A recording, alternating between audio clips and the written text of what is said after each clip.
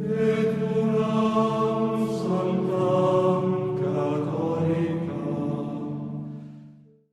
going to start this class the same way I do every class with a short review of what we covered last time, which was a discussion of the nature of happiness.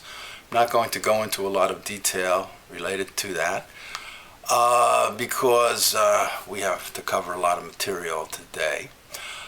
And it's easy to summarize. We talked about happiness as the chief aim or end of human life, considered as a whole, as that which is most sought after. It's the strongest object of desire because it's the desire of human nature, and all other desires by nature are subordinated to it within human beings.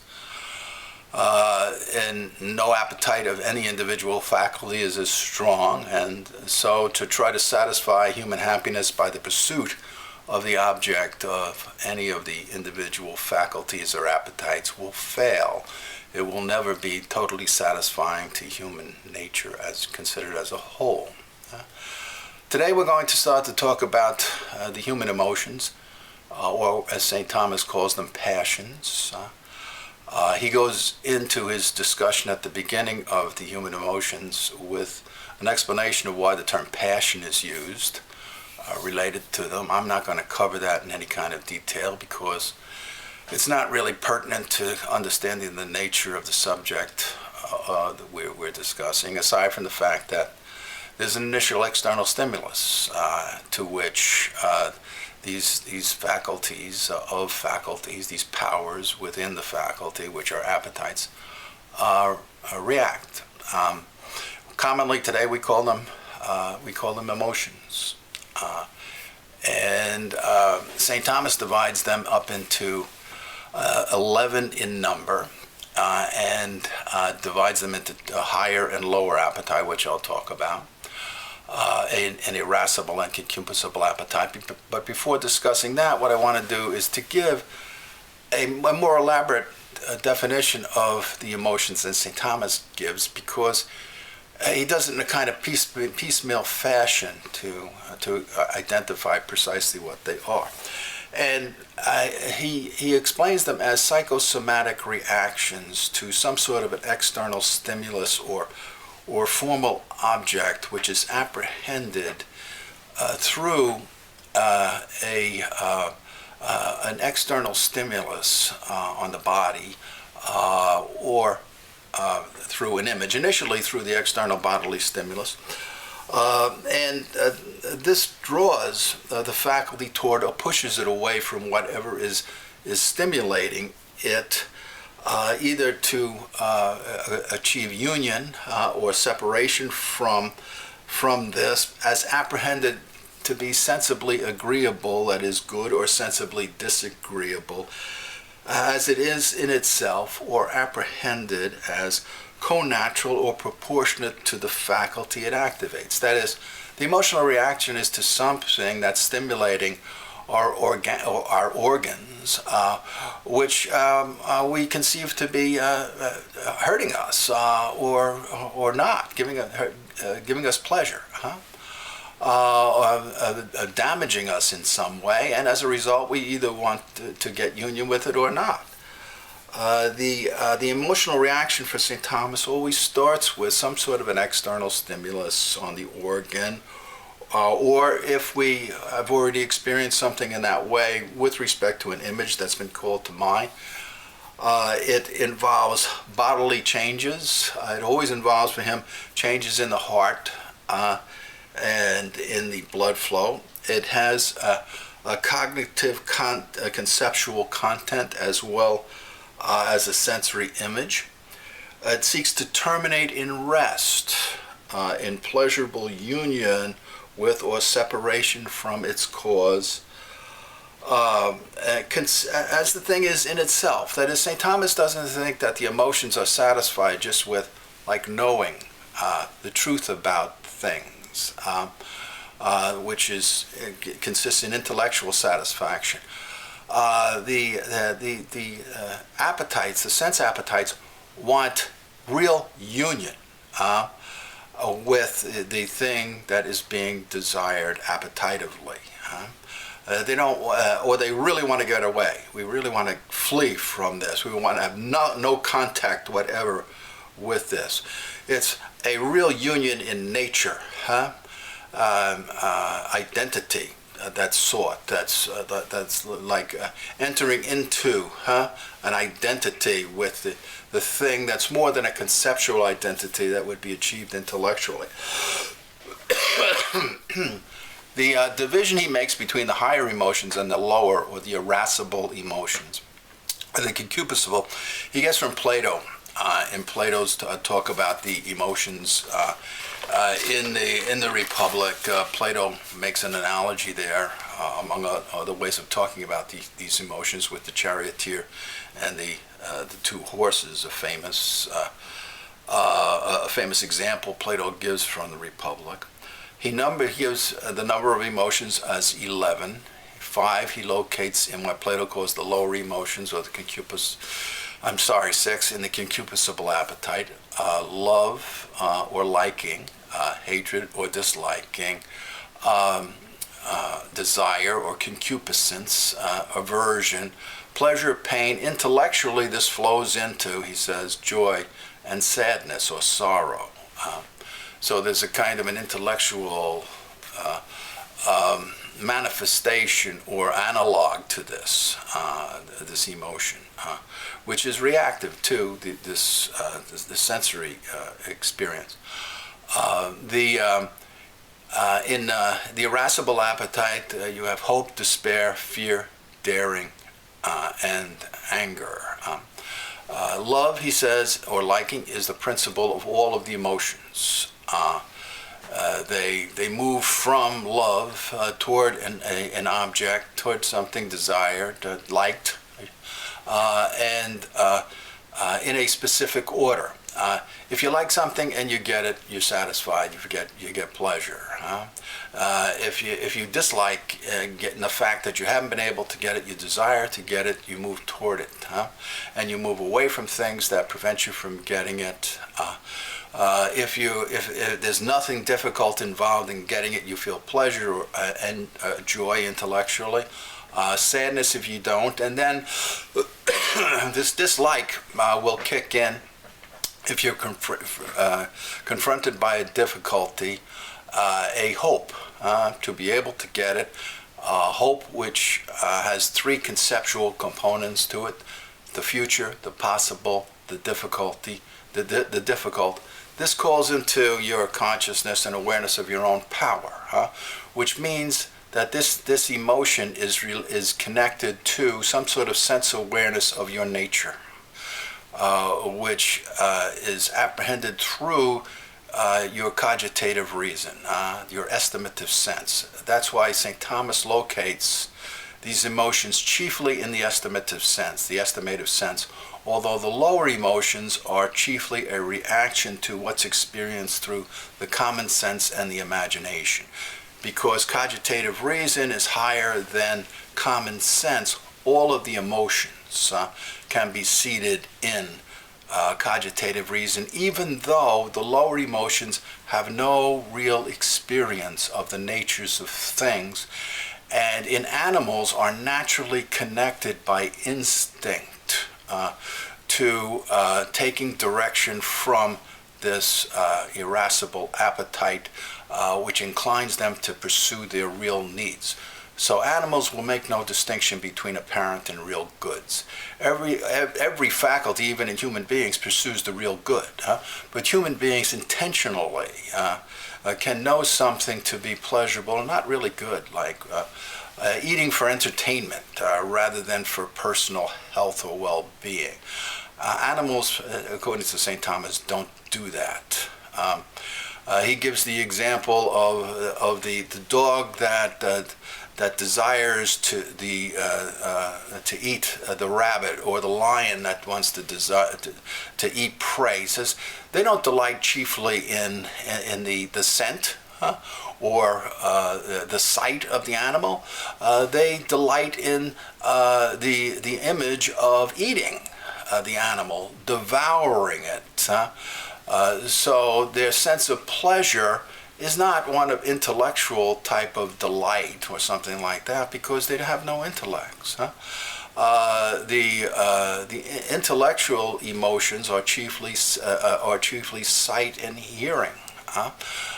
The emotions for self-preservation and species preservation are the emotions related to taste and touch, chiefly. And so animals chiefly seek to get something or to avoid it for personal preservation, always, and species preservation. And we'll come back to that in a bit. All of these emotions have opposites. Love and hatred, desire, aversion, pleasure and pain, for example. They terminate in achieving the object loved and the experience of pleasure in the concupiscible appetite and in the irascible appetite. They terminate in attacking the difficulty with respect to the hope, and as opposing to the negative appetite. But the termination of anger has no opposite. Anger has no opposite in contrary opposite in the concupiscible appetite, in the irascible appetite. It has an opposite, but its opposite is in the concupiscible appetite, in calm. So for St. Thomas, there's no contrary opposite of anger in the irascible appetite. Hope has one, fear has one, despair has one, daring has one. And the reason for this is that anger is a special kind of appetite related to cogitative reason, also related to the notion of justice. And in a way, it's the experience of this emotion which is the foundation through cogitative reason of the principle of natural law and of prudence and of eternal law within human experience, going back in Greek culture to Antigone.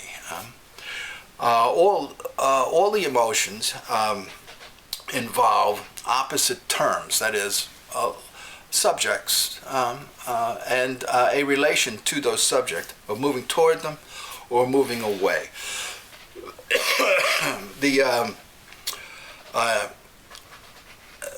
The relation is either between the terms good and bad,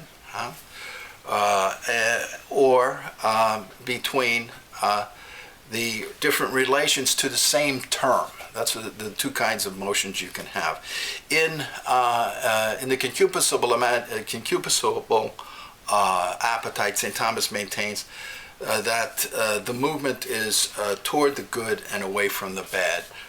In the irascible appetite, you've got a movement toward the terms and also toward different relations, because you actually can move toward what is bad, evil, to attack it in the concupiscible, in the irascible emotions.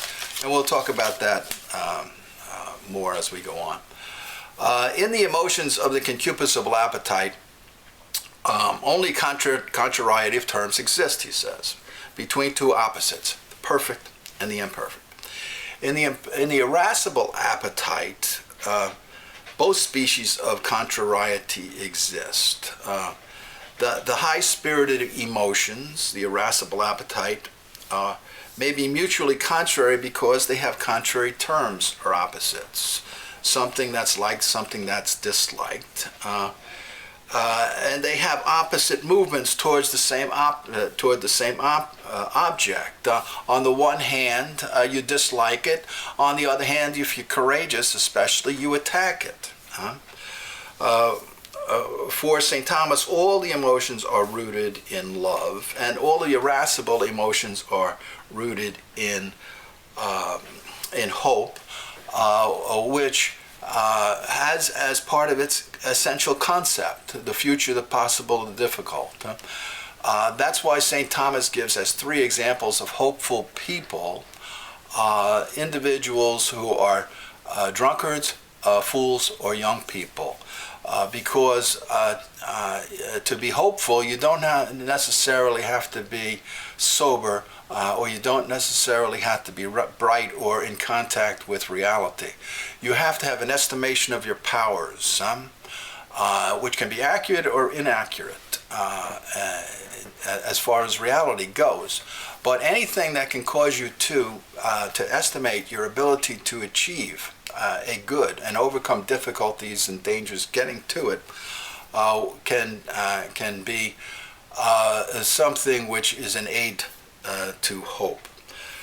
Having talked about these emotions in general, St. Thomas talks about the moral good and evil of the emotions, and he says that inasmuch as the emotions are subject to command of reason and will, and this is through the cogitative reason that this happens, approximately. Moral good and evil exists in them, in the emotions.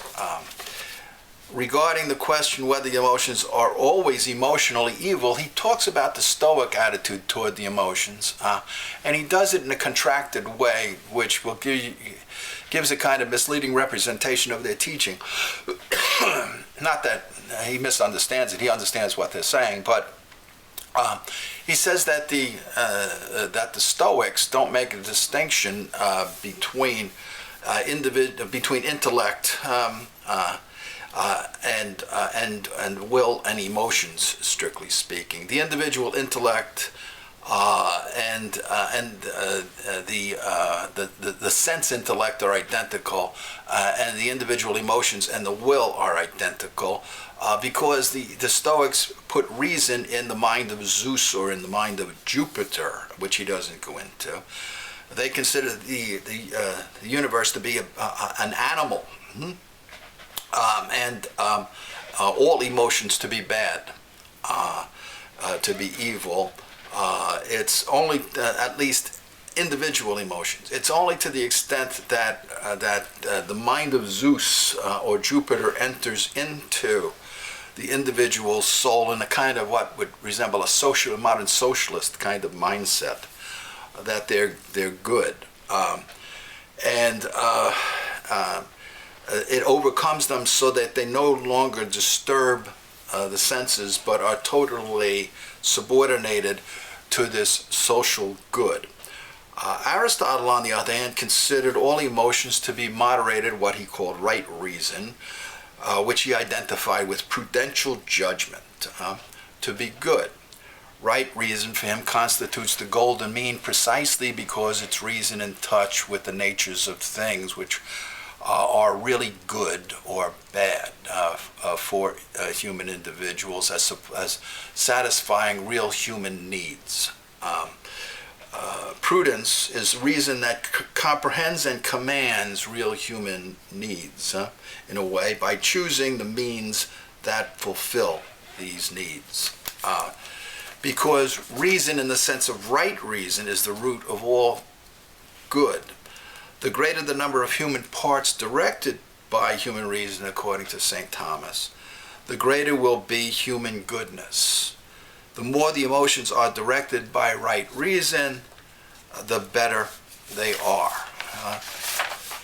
These emotions that incline towards what is really good are really good, and vice versa. Emotions have, as I've mentioned, an order to them also in their occurrence, how they move from love up through hope, and then back to what is love, and final satisfaction of all of the emotions in pleasure or joy. The individual emotion of hope, of love, is several-fold in human beings. It's volitional in the will, in the emotions, and in natural desire. In natural subjects without an intellect and a will, it's generated in two stages, and also without sensations, strictly speaking, like in plants, for example. There's an imparting of a form by an external agent, and the movement of the appetite with form for union with its formal object. That's what Aristotle calls natural desire. It's gravitational impulse and so forth throughout the physical universe. Love is this appetite. While love has many species, St. Thomas says it has only one cause, the good. That which makes something whole, if you remember the discussion we had before about good in a metaphysical sense.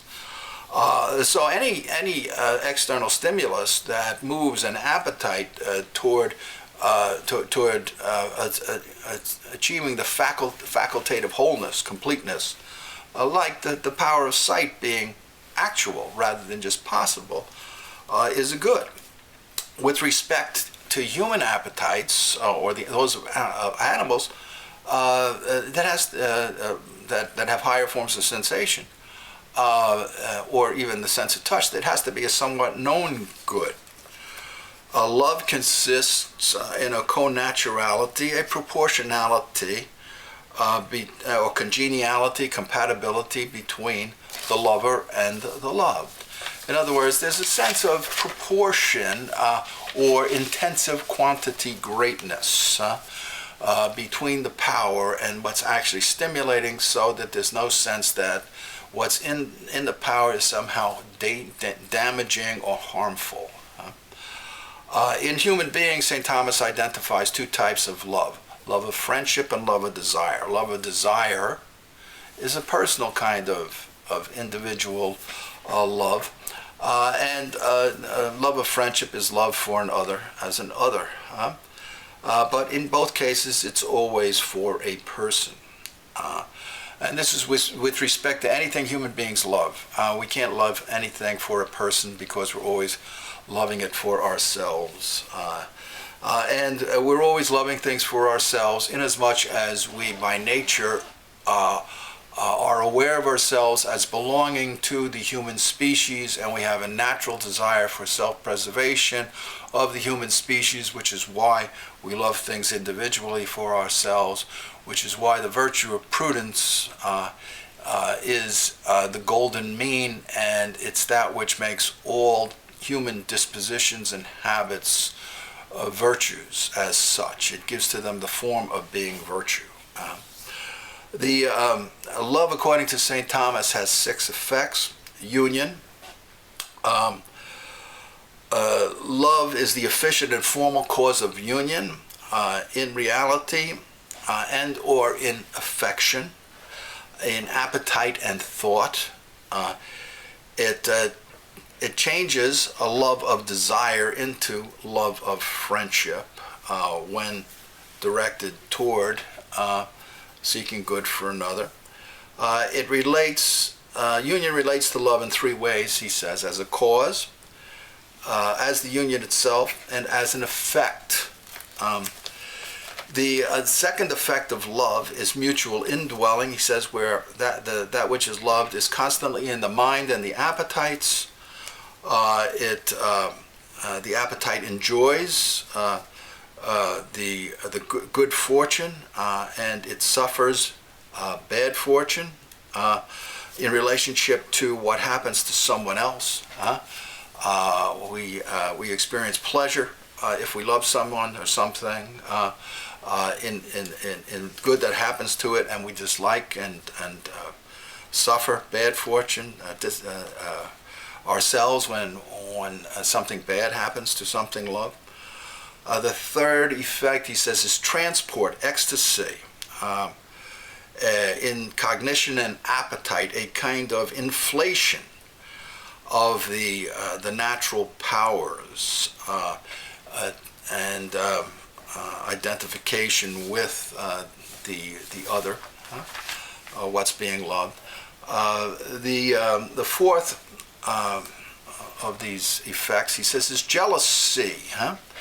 In love of desire, this is envy. This is a dislike of a competitor and a sadness at another person's good fortune, like two people in business. One is envious of something good that happens to another person and dislikes the good fortune that happens to another person. Jealousy, which is caused by love of another person, is called jealousy on behalf of a friend. And St. Thomas considers, like Aristotle does, this to be a good. It involves a jealousy, envy. They involve a love of some good thing, the loss of which is considered to be possible and threatening, and is communicable to many. So many people can share this good, like as someone that you might happen to be in a romantic relationship with, and can know that there's competition in some way. This is one of the reasons why it's such a common characteristics both in politics and in business. Essentially, he says, an effect of love can never to be harmful, and incidentally, though, it can be, because by loving, a person can experience physiological changes, which can cause four proximate effects. One which is pleasure, another he calls melting, which is a kind of receptivity to influence by what you love. Languor, which is a kind of sadness over the absence of something loved. And fervor, an intense desire to possess what is loved. Not just to be in contact with it. This is what that distinction I was talking about before. What the appetite desire wants to possess, wholly, as it is in itself, not as it's represented through the medium of images or concepts or whatever is loved. And the sixth effect of love, he says. Now, some of these effects, as he indicates, they could be, physiologically damaging. They could damage your heart muscle, especially, as well as other physical conditions. Give you headaches. The sixth is that love is the first cause of everything a person appetitively does. And so it's hard not to have constantly in your appetites and on your mind. Opposed to love is hatred. He says its nature consists in disharmony, disproportion, incongeniality, and repugnance between an appetite and a sense object, which is apprehended as odious and harmful, basically ugly. You really don't like this. And it's a lot of people tend to identify hatred and anger. St. Thomas says no, that they're not identical, because a person who hates something would just as soon see that it not exist. But a person who is angry has a sense of justice and a sense of limits to the kind of harm that a person would be pleased to see occur to someone else. Hatred's cause, he says, chiefly is love, while at times it can appear stronger and more strongly felt, experienced than love. He says hatred is never stronger than love because no effect can be stronger than its cause. For example, when a noxious object is first sensed, it can be strongly repugnant, but it's not as strong as the love of that which is beautiful. When we hate objects of different natures, of evil and good, that threaten our very self-preservation, or a love of pleasure. This is another experience where hatred very often seems to be stronger than love. But hatred, he says, never overcomes love in relation to corresponding loves. Properly speaking, a person can never,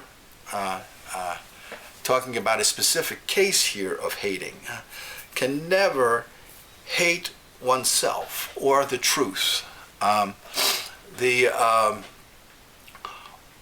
We like to do this at times. St. Augustine gives the example of this in the Confessions. He says that we hate most of all when we're engaged in an act of self-deception, the person who tends to tell us the truth about ourselves.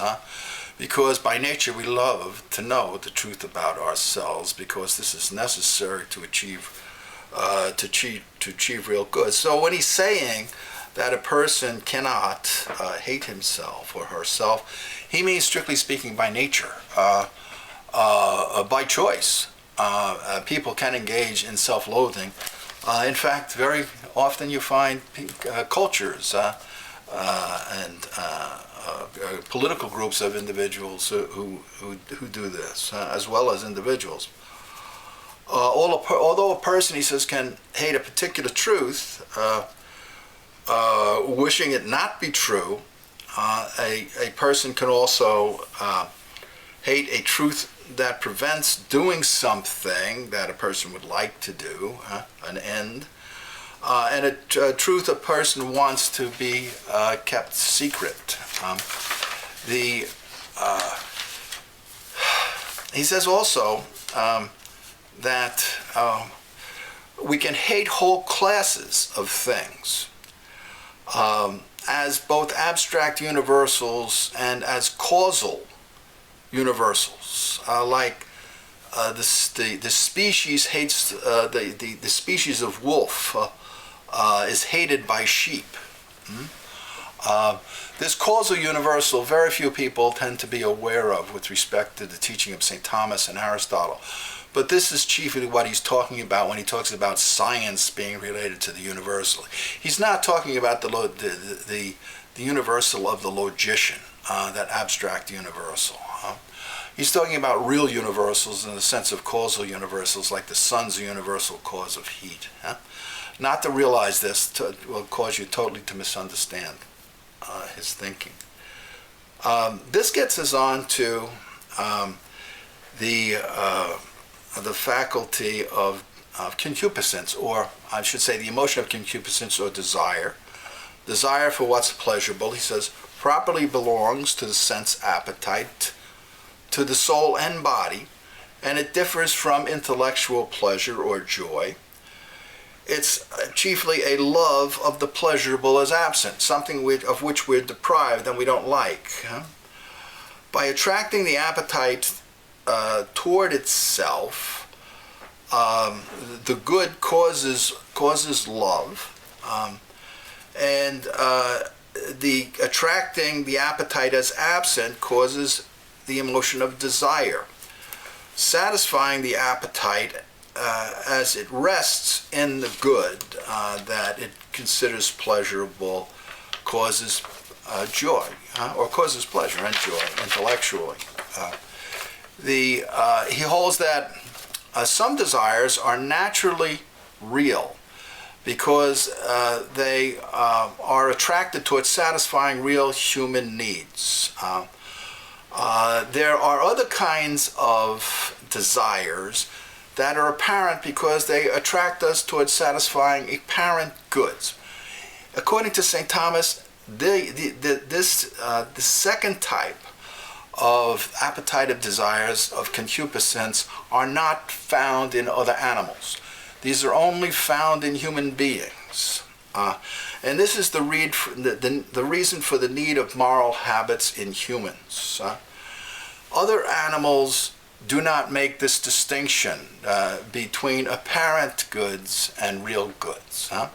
They don't tend to delight in just looking at things, as I said before, or listening, hearing, which are intellectual types of goods, because the highest knowing faculty they have is this particular reason, the cogitative reason, which is focused on satisfying natural needs. And so they naturally subordinate the desire for pleasure. That cannot be chief. And the highest pleasures that they experience are those of touch, because touch is the chief sense related to self-preservation. It's present within all of the sense faculties. All the sense faculties grow out of the sense of touch, chiefly. You can touch with all your sense faculties. St. Thomas says the sense of touch is the most sensitive in human beings because, agreeing with Aristotle on this, because human beings are the highest form of animal nature. And the body as an organ must have a sense of touch, which enables us to be able to receive an enormous variety of forms, and it's because of the intensive quantity greatness, the spiritual greatness of the intellectual power, that we have a soft skin, by means of which we can be more sensitive to kinds of beings that are less dependent upon material conditions, have a kind of greater independence in their existence.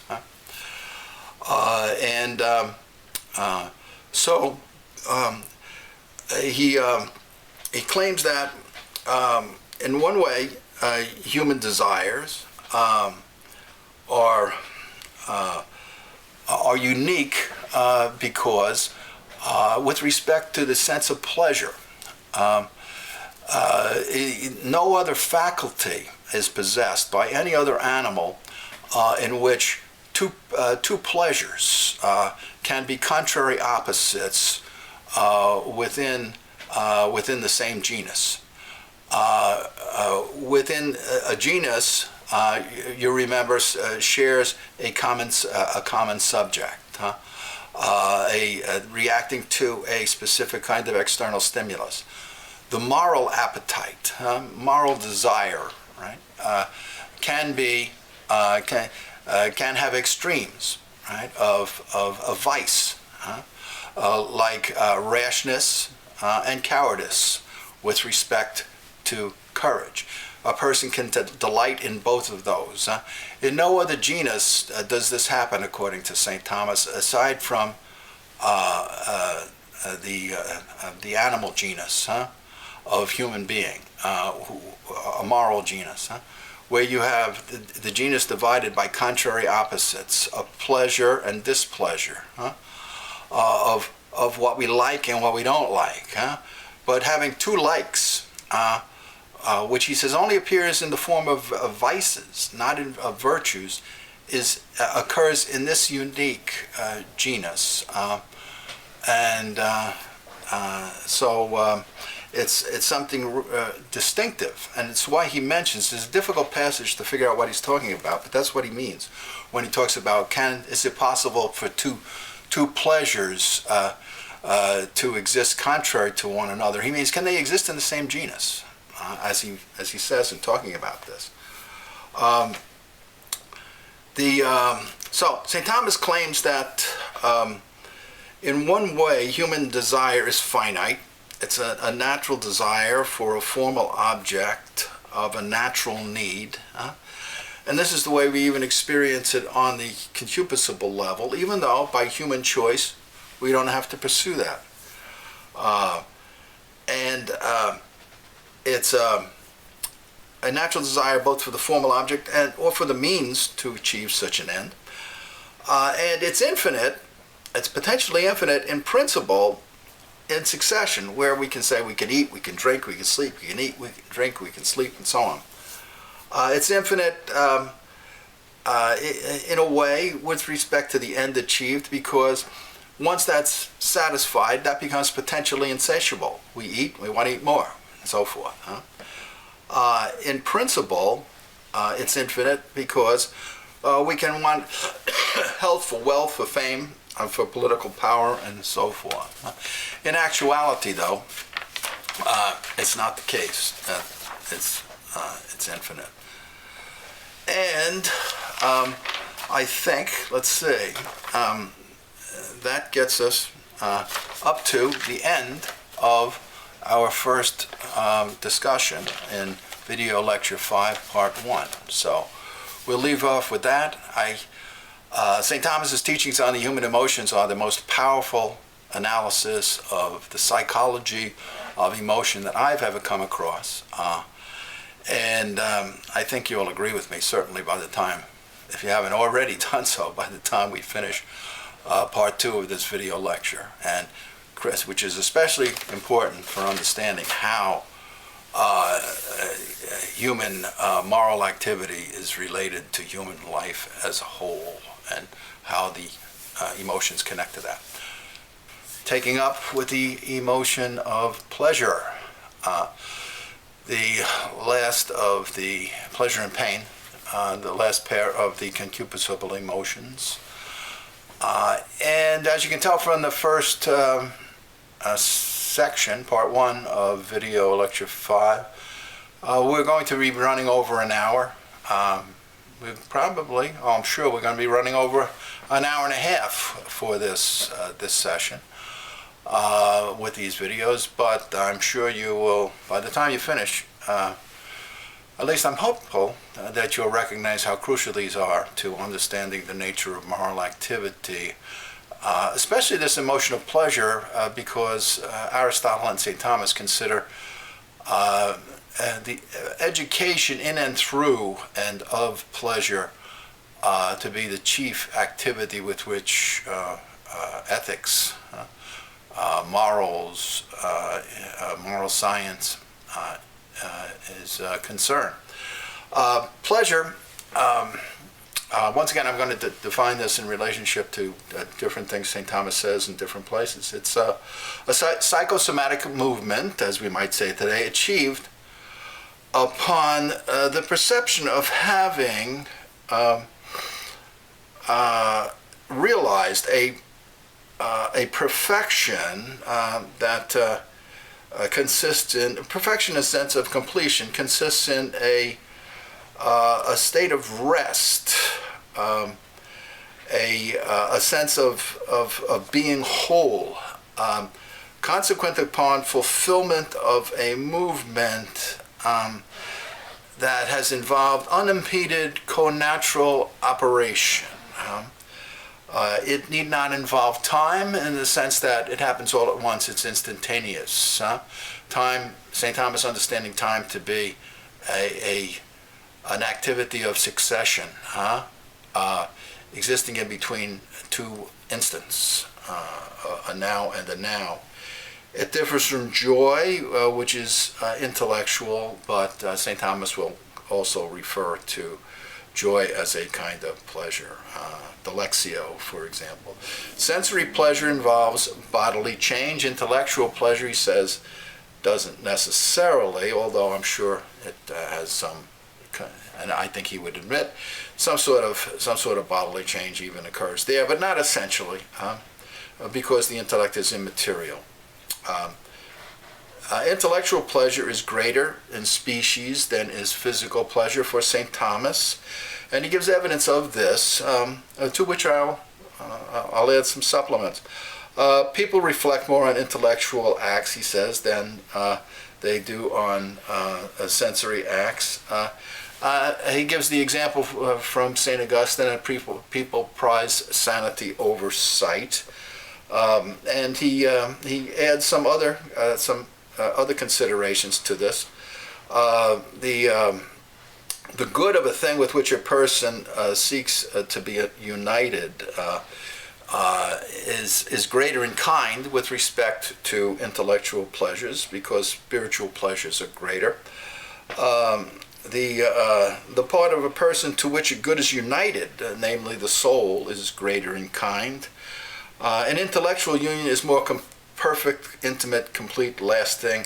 It's of greater intensive quantity. Now, the point St. Thomas is trying to make here is this, that to experience pleasure, strictly speaking, you have to know it. And the more intensely you know what's going on, the more intensely you delight in it. So the simple sense experience, for example, of, say, a young woman who's become engaged and received a large diamond ring, doesn't consist in the sight of the ring, but in the possession of it, in the knowledge that, hey, I own this. This is mine.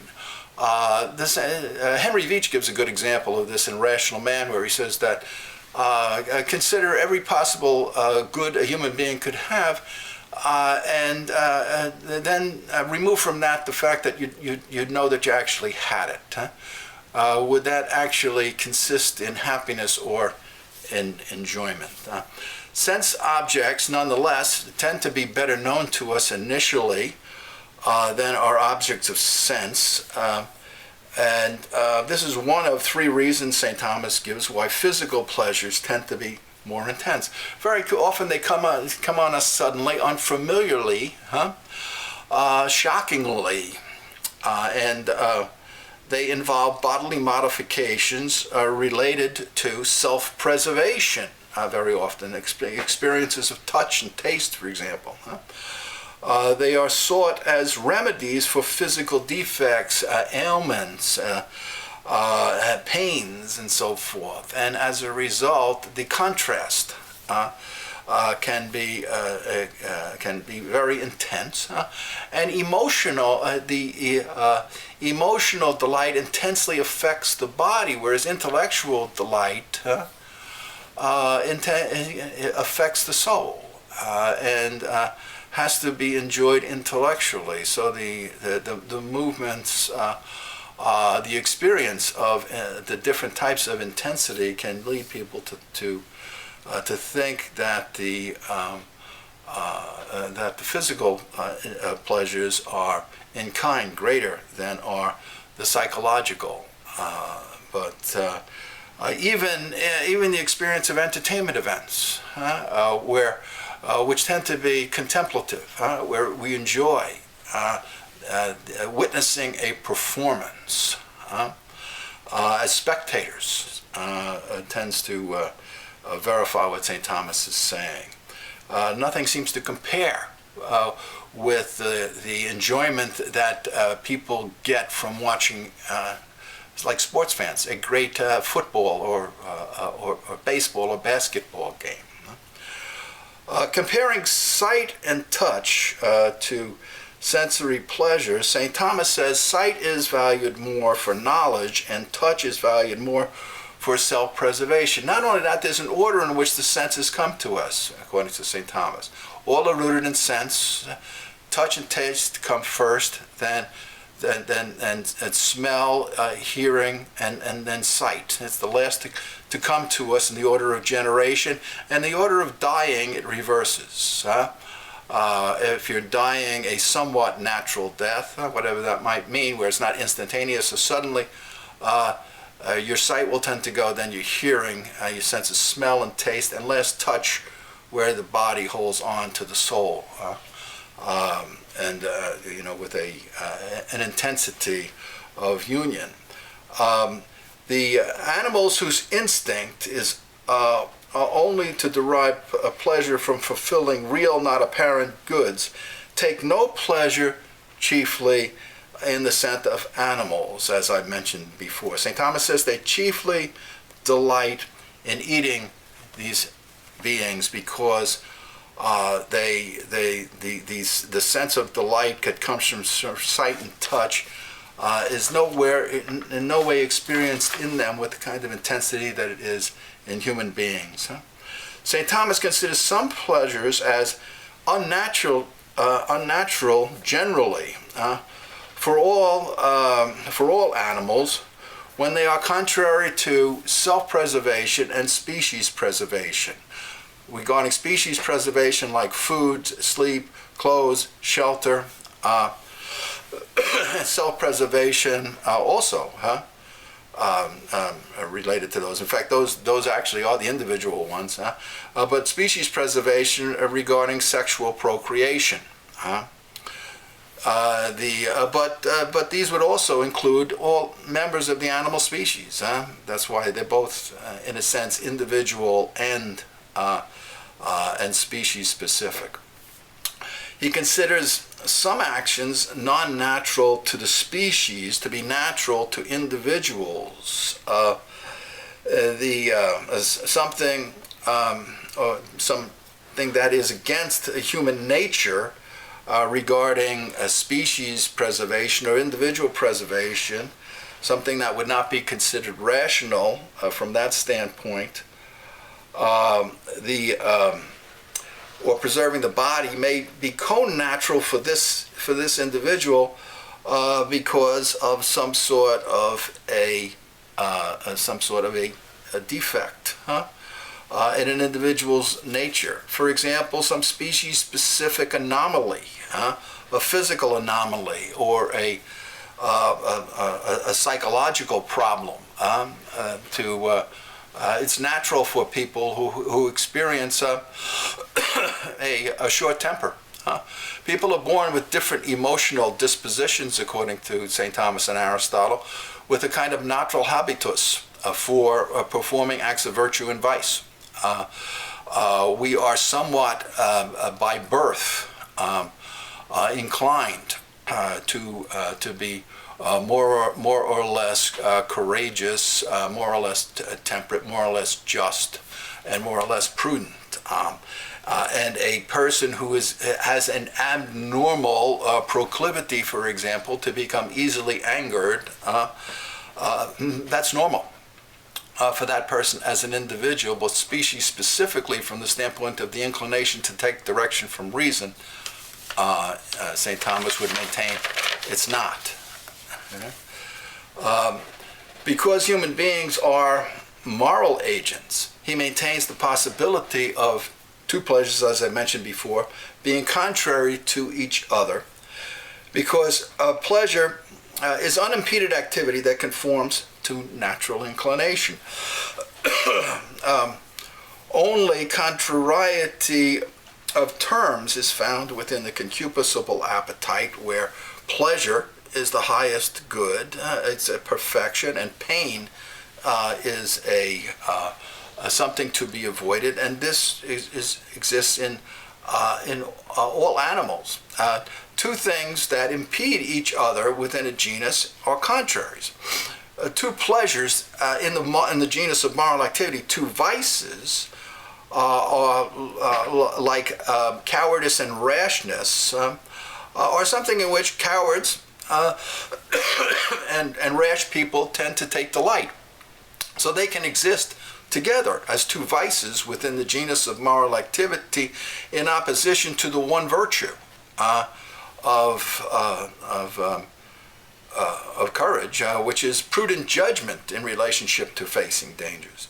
In the genus of moral activity, conformity to right reason is the sole measurement of good, St. Thomas says. And that's, for this reason, two virtues cannot be mutually contrary, but two vices can be. He says, only man can take pleasure directly in all of the objects of the different sense faculties considered as such. Other animals take pleasure in the objects of the sense faculty insofar as they relate to the sense of touch and individual and species preservation. Very important, crucial citation in St. Thomas to help us understand why human beings engage in moral activity and animals do not. He says that regarding causes of pleasure, three things are needed. A pleasurable object, union with the object, and knowledge of that union. In the present, in memory, or in anticipation. Now, given those three necessary conditions for experiencing pleasure, St. Thomas says the following are causes of pleasure: activity, change or movement, hopes and memories, sorrow, other pleasures and actions, and for three reasons, doing good to others. And then he mentions similarity and wonder. Okay. Activity is a now you have to relate these to the three conditions for something being experienced as pleasurable in order to understand why St. Thomas identifies them as such. Activity, for example, insofar as it unites us with the object, and we know that we're united with it, okay, we find pleasurable. Too long of an activity with respect to a physical union with an object can become painful, and as a result, you'd have to change activity. So change or movement then becomes something that is enjoyable. The fact that we're not presently attached to something becomes enjoyable because we can remember it. We can hope to be united to something like this in the future. The sadness that we experience by recalling in memory the pleasant union that's no longer there can be a cause of pleasure, actually, because we know it's possible once again to experience. Other people's actions can be pleasurable insofar as they are good to us. They make us think of ourselves as good. They point out an individual good in us. Doing good for other people, for a friend, for example, is a good effect. St. Thomas says that for three reasons, doing good for others is good for its effect on a good person, as an end in the hope of getting a good, and as a principle, knowing of being able to do good. If done by a good habit, it's morally enjoyable, and it might move a person to do a moral good. As far as similarity, there's the knowledge of the proportionality between the knower and the being with which we experience a union is pleasurable, and the desire to get something that is experienced by wonder or astonishment is pleasurable. He talks about effects of pleasure as four effects of pleasure being a dilation, a thirst for more, that sometimes the reason is impeded or increased, and sometimes action is impeded or increased.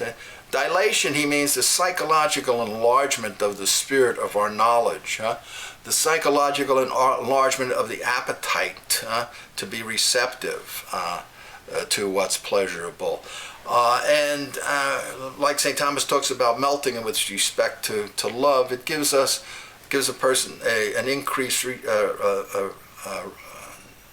desire to surrender, to let your guard down, for example.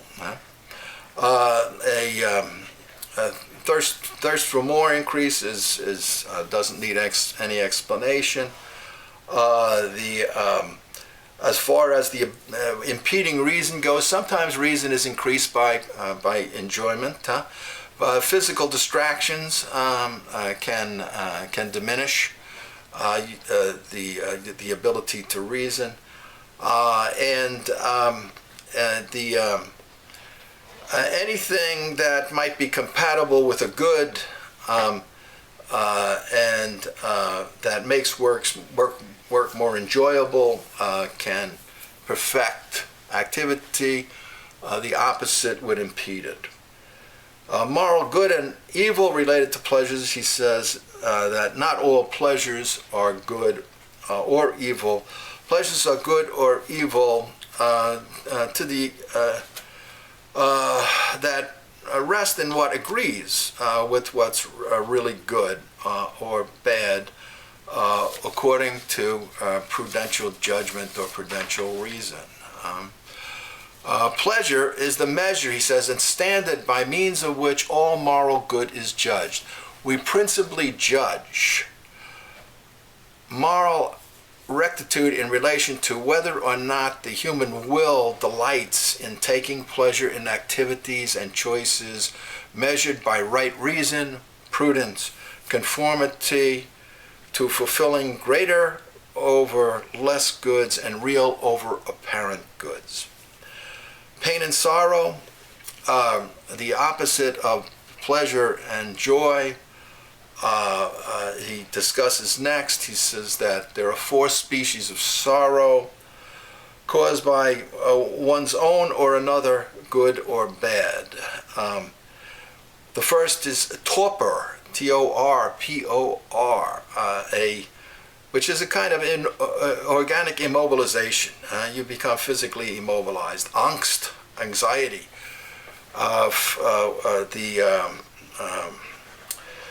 flight, when flight is prevented, you can't flee, and envy, sadness in another's good fortune, and sadness in another's bad fortune, for pity. The causes of sorrow, he says, are desire for a good, which is frustrated, and desire for unity with the good, and it's also caused by an impeding power stronger than the appetite to resist and to overcome. The effects of sorrow can be multiple, including physical immobility, diminished ability to learn, delighting in unity of pleasurable actions, emotional depression when it's intense, weighing down the soul, being swallowed up by sorrow, contraction of the appetite and the body, and physical disease, muscular disharmony, and remedies for sorrow, he says, are pleasure and eating, crying, sympathy of friends, contemplation of truth, sleep, bathing, relaxation. In relationship to my own experience at home, I add to that eating chocolate and shopping at Nordstrom's, my wife would say. Just as the first principle of all emotions and all of concupiscible emotions is love, hope is the first principle of all irascible emotions. Hope's formal object is the future, the possible, and the difficulty, as I've mentioned before. It involves sense, appetite, and cognition. It exists in other animals which have no intellectual knowledge of time, but do have a sense awareness of it. That St. Thomas says comes through an instinctive relation to the divine intellect. Despair is the contrary of hope. The causes of hope consist in anything that can cause a person to consider an action doable by that individual. Experience, inexperience, age, mental or physical conditions, social connections, any external or internal individual or social good. So St. Thomas says, as an example, people who are physically handsome or beautiful, strong, healthy, who are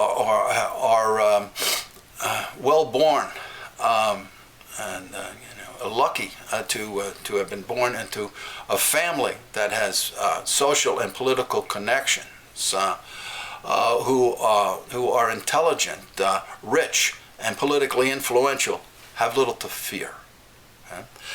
This is very important and crucial emotion for people in business to understand, or any kind of social relation.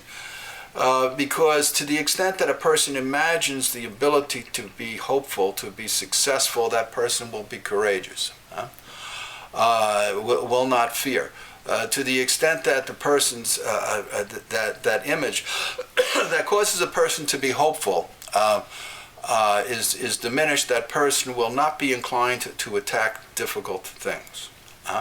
So people who are leaders in different types of organizations know how to operate in instilling hope within individuals, and sometimes also fear, in order to motivate. That's why Aristotle says that it's crucial for somebody who is involved in political activity to understand the soul, as Aristotle well did, and St. Thomas better than Aristotle. Hence, a mastery of St. Thomas's teaching on the human emotion is one of the greatest goods possible for anybody who's an organizational leader. He says, love causes hope, and hope tends to make what we do easier. Among the emotions causing psychological depression following hope, he says, is fear. It's second to sadness. Fear is rooted in hope. The formal object of fear is somewhat opposite of hope insofar as we tend to question our abilities and our powers, but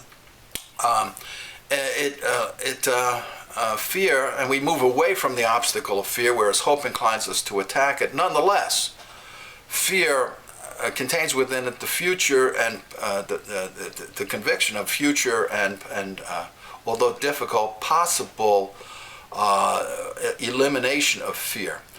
Fear for St. Thomas is natural. It can be rational or irrational. But for people who do not consider real goods and real evils to exist, neither fear nor hope is a rational emotion to experience. Okay? It's something to be considered to be unnatural.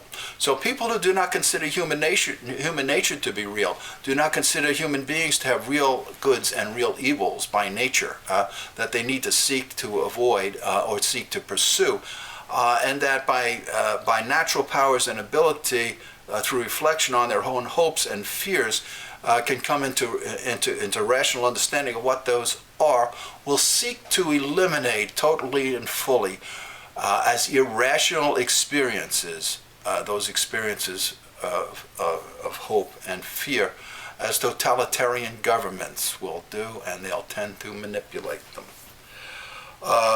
St. Thomas maintains there are 6 species of fear: laziness, embarrassment, shame, astonishment, stupor, and agony.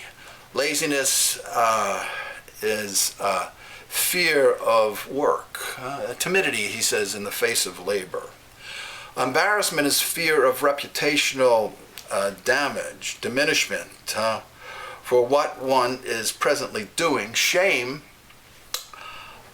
is like embarrassment, but it is a fear of the diminishment of reputation related to the past. Astonishment or wonder is a kind of fear that is experienced by unanticipated and great difficulties or dangers. Stupor is a kind of confrontation by such great obstacles all at once, and which impede action to the extent that the way that they're imagined as being unfamiliar and strange tends to immobilize. An agony is the experience of these unforeseen or unforeseeable obstacles that a person is more or less convinced are unconquerable.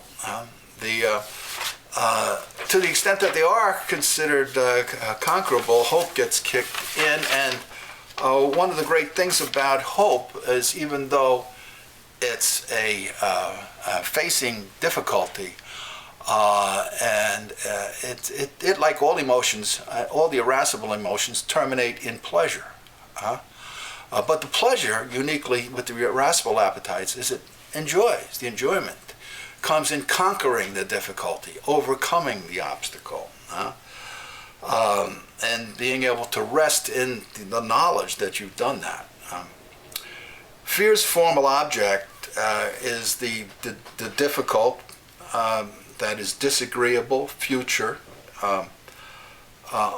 uncertain as to the ability to conquer, and unavoidable. It is presented to us as a present difficulty, considered to be avoidable in the future, and something we can escape. So once again, fear is something we experience through the irascible appetite and through the cogitative reason. St. Thomas gives that example of the sheep running away from the wolf.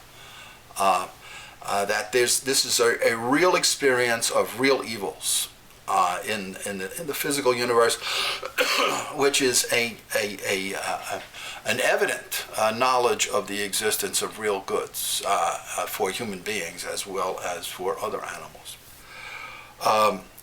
The causes of fear, according to St. Thomas, are death, the chief of them, natural weaknesses, great and unavoidable pains, the image of future or damaging things, sometimes guilt, fear itself, and love.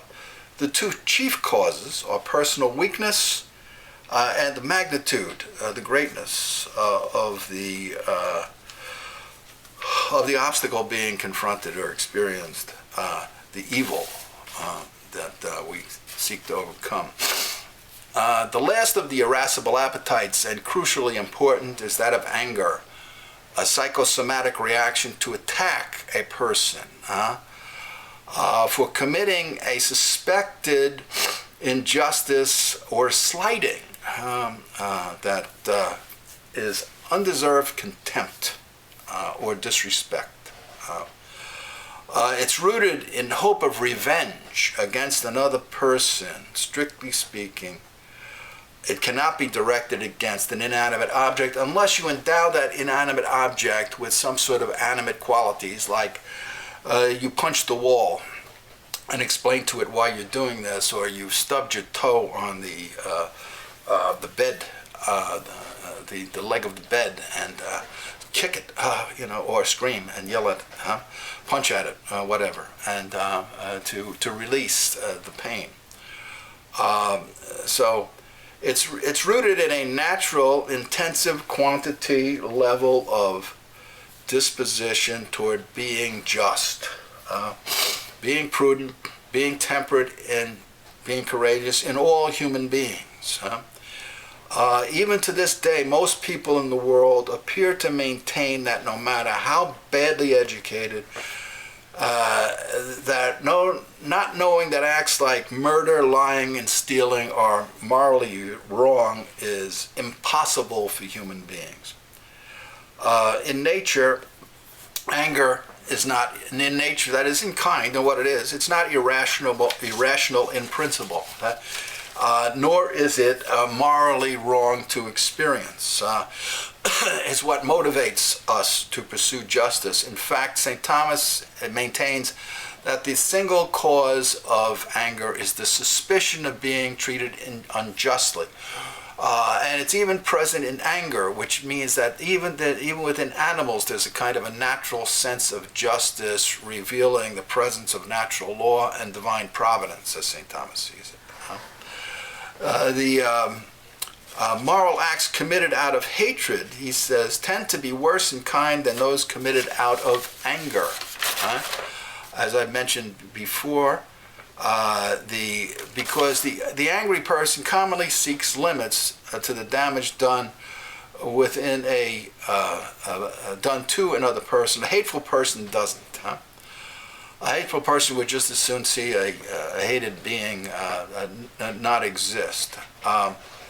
He agrees with Aristotle that anger is always directed against an individual, But in a way, that appears to me to be wrong. It might have been common in St. Thomas's time that he says you can hate groups, but to the extent that you identify the group and the individual, as is done today by terrorists, for example, which is an important observation to make about human psychology, then the anger becomes turned toward the individual to the extent that there's social guilt, no individual responsibility. Those cultures, those political orders, organizations, states that promote within their population the notion that there's no such thing as original sin, no such thing as individual guilt, that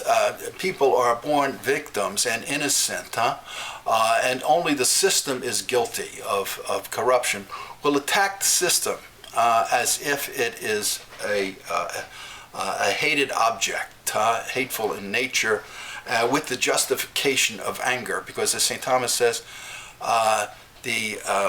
the pain of anger terminates in the joy of revenge. And the chief motive for engaging in anger is because of the suspicion of being treated unjustly, and it does not have to be real to motivate anger. He says there are three species of anger: quick-temperedness, incessant anger, and vindictive or furious anger. It's quick-tempered from the way it starts. A person has a short handle, we might say. Incessant from angering, from memory, from the sadness of being treated unjustly and being unable to get revenge, that weighs a person down and a person can't get off the mind. And the vindictive or furious, he also calls incessant anger bitter. Vindictive anger, he considers to be based on the end, which is vengeance, to get revenge. Anger, he says, is influenced by three ways in which a person can injure another: by ignorance, emotion, or intention, to the body and psychologically.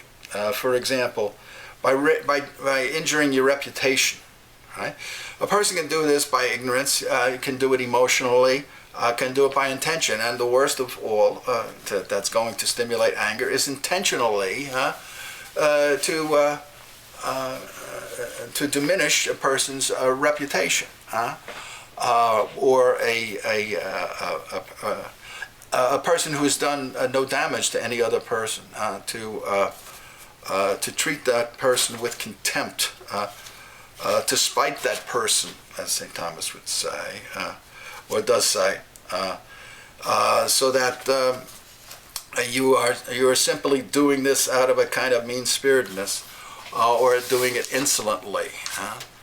And finally, St. Thomas says that the effects of anger are joy, when we are able to get revenge or satisfaction in some way or other, fervor in the heart and the blood, which are instruments of the emotions which help us move the muscles more quickly, heat in the body.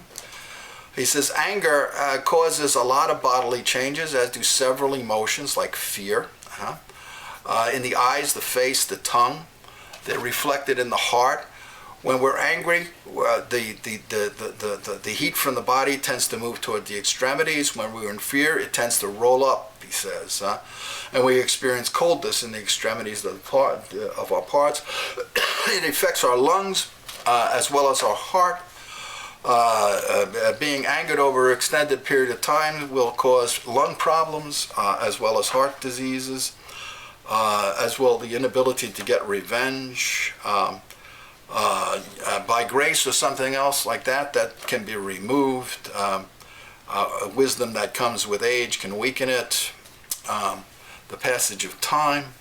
of all the emotions, it says he damages the use of reason when uncontrolled, and it tends to make us taciturn when totally uncontrollable. It brings us much misery. Very important emotion to understand. Thank you very much.